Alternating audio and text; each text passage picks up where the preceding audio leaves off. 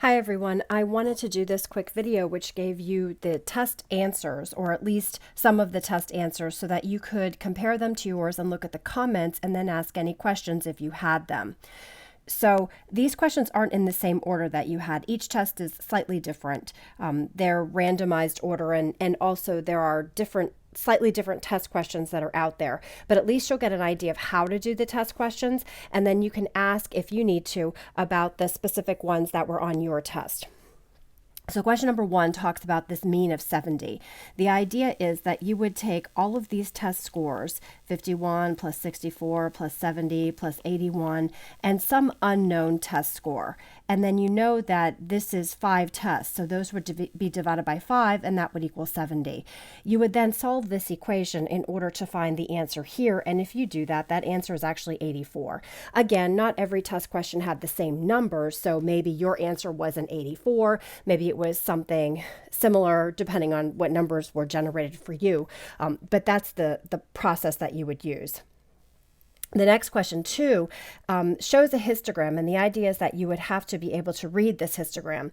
And this histogram is showing that the quiz score 1 was earned by 2 people. The quiz score 2 was earned by 6 people, 3 by 7, and 4 by, it looks like 5. So you could then write out all of these quiz scores. So you had 2 1s, you had 6 2s, and then you could write out 6 2s. You had 7 3s and 5 4s. You could then really answer any questions about this data. This particular question 2, is asking for the median. So when I found the median by canceling out in both directions, it ended up that the median was 3. I think another version of this question said how many people took the test, and to get that I would add this 2 plus the 6 plus the 7 plus the 5, and when I added that up, I got 6 plus 2 is 8. 8 plus 7 is 15. 15 plus 5 is 20. So the answer to how many students took the quiz would have been 20. I'm not sure if there were any other slight variations on this, but the idea was that you should be able to read the histogram. The next question asks about the box and whisker plot. I believe most people had a very similar question to this. First thing is it asks for the range. Well, the range is this high minus this low. So you would take the 720 minus the 250, and you would come up with 470. Then we were asked about the outlier test. The outlier test deals with the IQR. The IQR in this case is the 560 minus the 400, which would end up being 160. But the outlier test we talked about in class was where you took 1.5 times that 160, which gives us what? So 240? And then you would add that 240 on to this number, which gives me 800. And then anything above that would be an outlier. But 790 isn't above that, so the answer would have been no. Moving on to this stem and leaf plot, it said, what is the mode of the data? Again, you could have had a variation on this question, but the mode here, the most is the most common, and the most ones that we have would be 0, 4. So the answer would be, and then using my key, that the mode of this data is 4 years old. Below it says, based on the circle graph, which of the following sets of data could be the results of the survey? Well, the answer is actually the last 2 of them. So the question really is, why can't the other ones be? Well, if you look at this, it says 0 to 3 pets represents 50% of the data.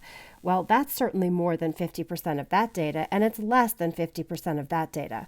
Now here, it is 50%, but what's the problem on this one is that 4 to 7 represents 25% of the data. Well, that's an 8. So that's the problem with this data set. The bottom 2 data sets do work, though, and those were the 2 that you would choose. When you had to start shading Venn diagrams, people had a whole variety of questions here, but you had the same answer choices. So what I'm going to do instead is I'm going to go through these Venn diagrams and talk about what these Venn diagrams represent. Now, it did say that A is on the left circle and B is on the right circle. So if I'm looking at this first one is B minus A. This second one is the complement of A.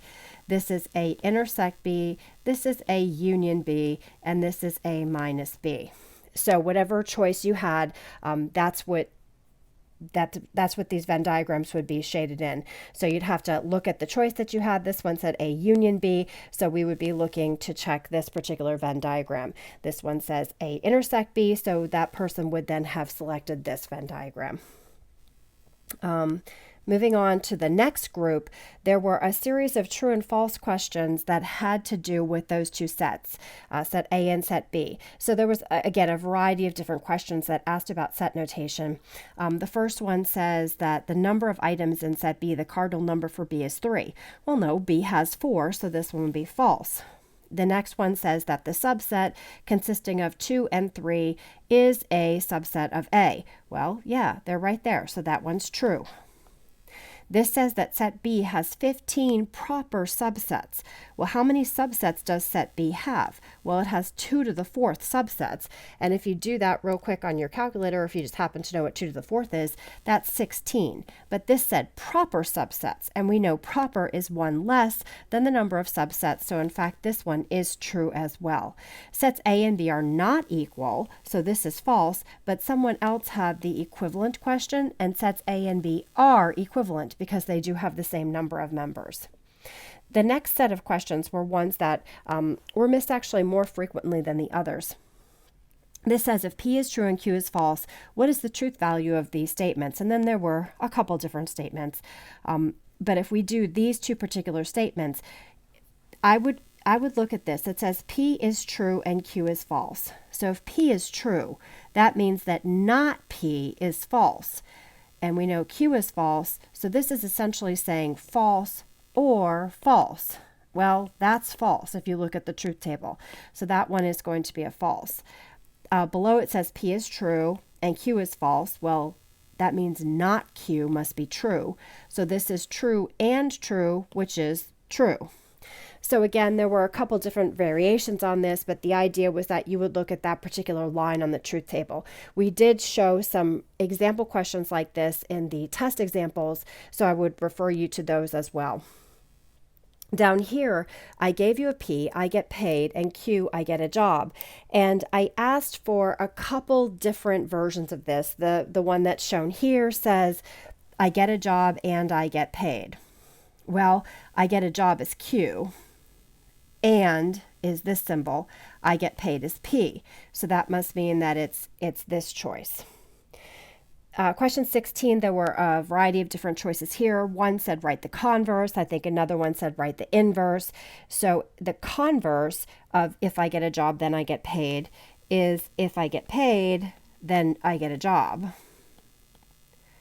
The inverse would have been with not. So again, I would refer you to your particular question, and also the answers are given in the test. So once the answers are released, you'll be able to look at those. The last question here was to upload your one-pager. I think that pretty much everybody did that. Again, if you have any specific questions, please feel free to ask. I will be happy to have office hours and talk about your particular test. I do really like to talk about the test, so I would enjoy having that conversation, and I would welcome it if you would like to send me an email and give me a time that you are free.